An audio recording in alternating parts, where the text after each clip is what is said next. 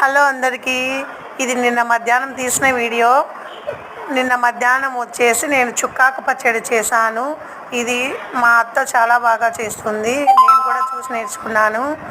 Stove వెలిగించి stove మీద ఒక కడాయి పెట్టి కొద్దిగా శనక్కాయ పప్పులు వేసి వేయించుకోవాలి.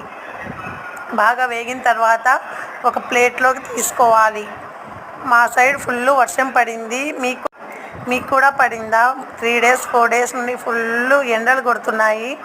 అసలు గాలి అనేదే లేదు, చాలా వేడిగా ఉంది. ఈ వర్షం పడితేనన్నా కొద్దిగా చల్లగా ఉంటుంది. అక్కడేమో ఫుల్ వర్షాలు పడుతున్నాయి, మాకేమో అసలు పడడం లేదు. తర్వాత పచ్చిమిరపకాయలను కడిగి పెట్టుకున్నా కదా, ఇలా తుంచి వేసుకోవాలి. కారం లేవు, అందుకే కొద్దిగా ఎక్కువ వేసాను. అలాగే ఒక 2 ఎర్రగడ్డలు కూడా వేసుకున్నాను. ఎర్రగడ్డలు, ఒక టమోటో, పెద్ద సైజు టమోటో కూడా వేసుకోవాలి. పచ్చడికి టమోటో వేస్తే చాలా బాగా ఉంటుంది. తర్వాత ఒక గుంత స్పూన్ ఉంటుంది కదా, దాని నిండా ఆయిల్ వేసుకున్నాను. అది వేగి కొద్దిగా మగ్గిన తర్వాత సుక్కాకు తరిగి పెట్టుకున్న సుక్కాకు, కాడలు కూడా వేసుకుంటే పులుపు ఉంటుంది, కాడలలోనే పులుపు ఉంటుంది కాబట్టి కాడలు కూడా వేసుకోవాలి, ఉత్త ఆకే కాకుండా. వేసుకున్న తర్వాత ఇది బాగా మగ్గుతుంది. అందులోనే కొద్దిగా జీలకర్ర, కొన్ని తెల్లవాయిలు ఒలిచి ఒక 5-6 పాయలు ఉంటాయి కదా, అవి కూడా వేసాను ఫ్లేవర్ కోసం.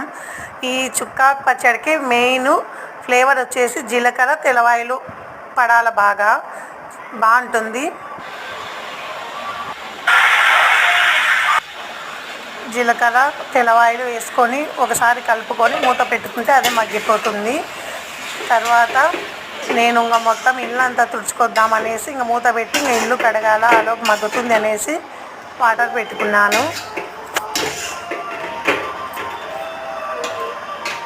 ఇది రోట్లో దంచుకుంటేనే చాలా బాగుంటుంది. మిక్సీకి అయితే నేనేం వేయను, ఎక్కువ రోట్లోనే దంచుతాను. మా ఇంట్లో రోట్లో దంచడం అంటేనే చాలా ఇష్టము, అందుకే రోట్లోనే దంచుతా. తర్వాత కడిగి పెట్టుకున్న రోలు తీసి అందులో శనక్కాయ పప్పులు, గల్లుప్పు వేసి బాగా మెత్తగా దంచుకోవాలి. దంచుకున్న తర్వాత పచ్చిమిర్చి, ఆనియన్స్ అన్నీ వేసి మరొకసారి దంచుకోవాలి. తర్వాత టమోటాలు అన్నీ వేసుకొని కలుపుకొని ఒక గిన్నెకి తీసుకోవడమే. చుక్కాకు పచ్చడి రెడీ అవుతుంది. వేడి అన్నంలోకి కొద్దిగా నెయ్యి వేసుకొని తింటే సూపర్గా ఉంటుంది. మీరు కూడా ఒకసారి ట్రై చేయండి. Okay, bye. Subscribe my channel.